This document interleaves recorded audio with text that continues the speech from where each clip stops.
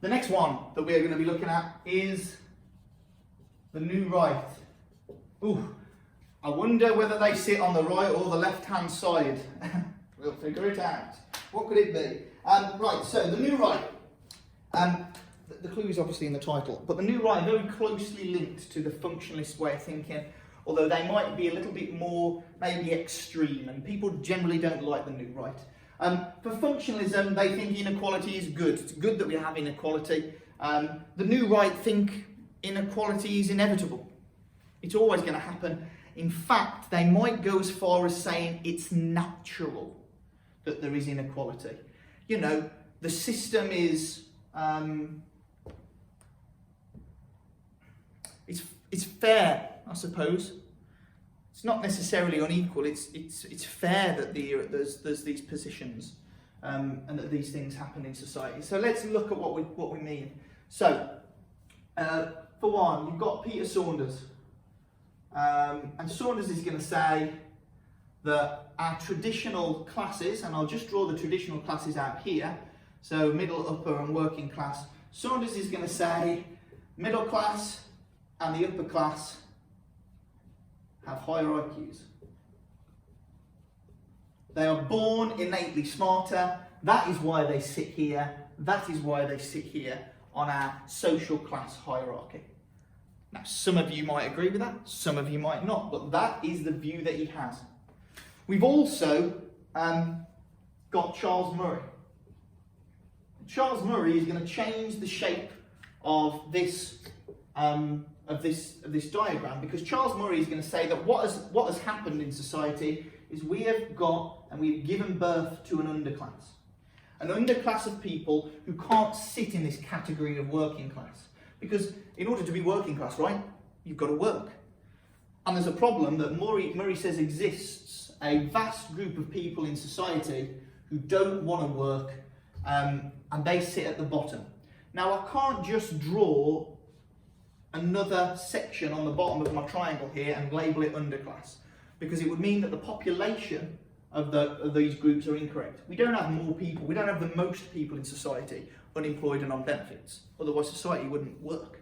But I can reshape my diagram here and put a group in the upper, I'll have to do that as underclass here, put my group in underneath, which is actually not a very big group, and then I can draw my working class, and I won't even need another line there, will I?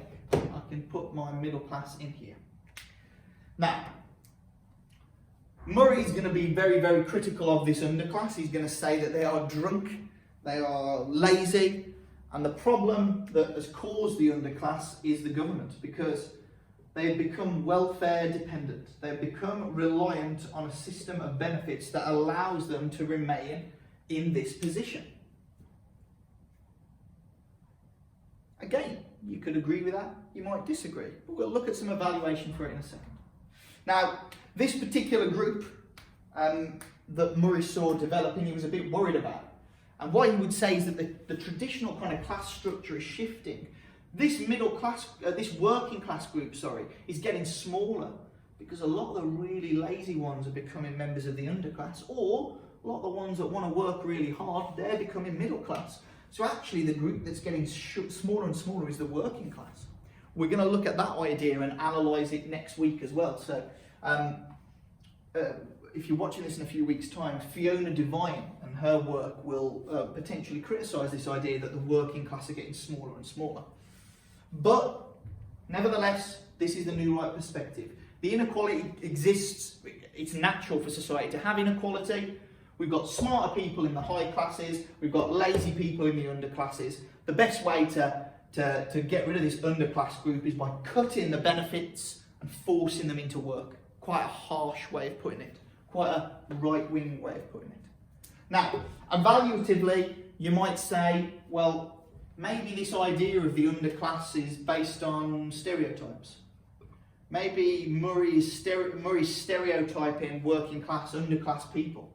What about, I think we discussed this before as well in class, what about disabled people? Where do they sit? What about if we're in a situation like we are now when there's no jobs? What are you supposed to do then? So there's lots of weaknesses to this potential theory, and I hope you recognise them now. But you know, it's a reshaped kind of traditional class system. You know, we've added the fourth class. We know that they think inequality is going to be okay. We know that really they've got quite a view that society seems to be functioning okay, and the inequality that exists is a fair one. It's a natural one. It's just going to be the case. Maybe the only thing that they'd like to change is getting rid of this group by taking away some of their money. But very much sits on the right-hand side of our political seesaw and our sociological seesaw that we've got on the board.